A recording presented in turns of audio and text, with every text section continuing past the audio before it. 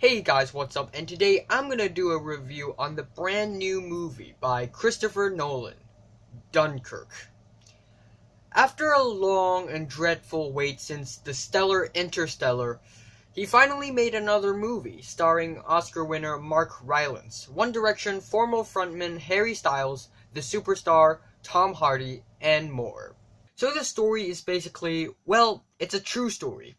It's not D-Day. It's not Pearl Harbor Attack Day. It's not Atomic Bomb Day. It's not the Battle of Iwo Jima. It's the Dunkirk evacuation before the Battle of the Britain.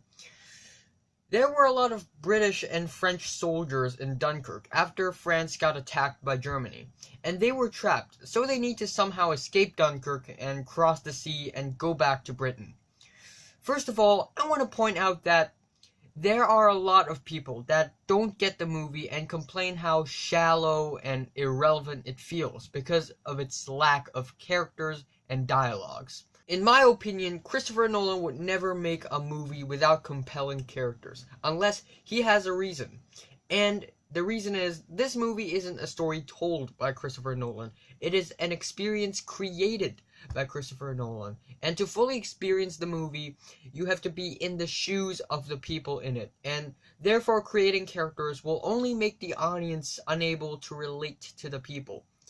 It's basically a war film, but taken in a very different approach. And it's definitely an experimental war film that directors seldom make. Now let's get into the film itself. The storylines of the film is dissected, or should I say, separated into three parts. And the three different storylines aren't happening at the same time, so the three timelines will eventually overlap with each other. My favorite part is The Mole, which features a French guy, Harry Styles, and the main character. They struggled to survive, and a couple of times they tried to escape but got hit by some torpedo or got bombed or whatever, so they always failed. The Sea features Mark Rylance, his son and his son's friend.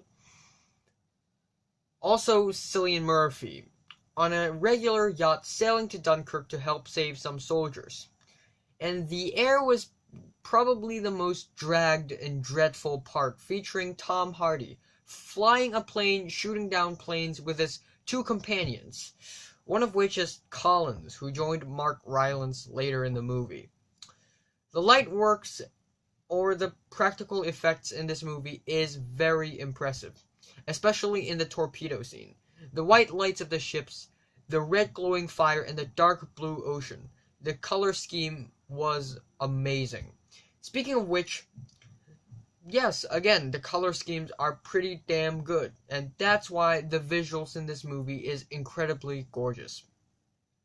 The sound effects are phenomenal, that's needless to say, and Hans Zimmer's score is also brilliant. Maybe not as brilliant as Inception, Interstellar, Pirates of the Caribbean, and Batman trilogy, but still, the score and the ticking clock really tenses up the atmosphere.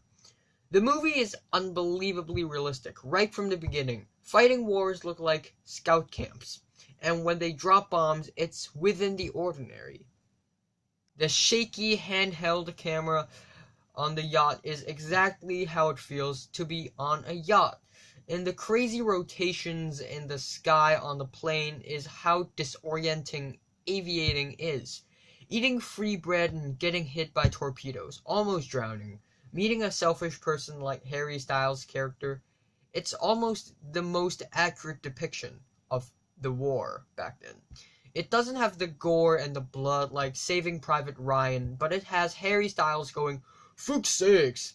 So it's cool, and we're cool about it. The shot at the end where there are a bunch of soldier hats on the beach reminds me of the scene where there are a bunch of magician hats in The Prestige.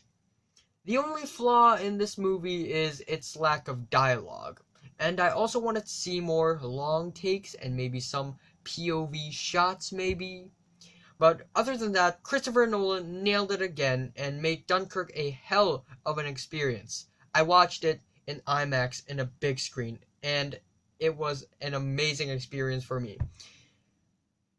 So, Christopher Nolan made a dreadful, desperate, but also glorious journey on Dunkirk. I'm saying Dunkirk is mind-blowing, or should I say bombs blowing up? Bombs blowing? And I'm giving it a solid 9 out of 10. So, have you watched Dunkirk? From 1 to 10, how much would you rate it? Give you a like and subscribe if you want more.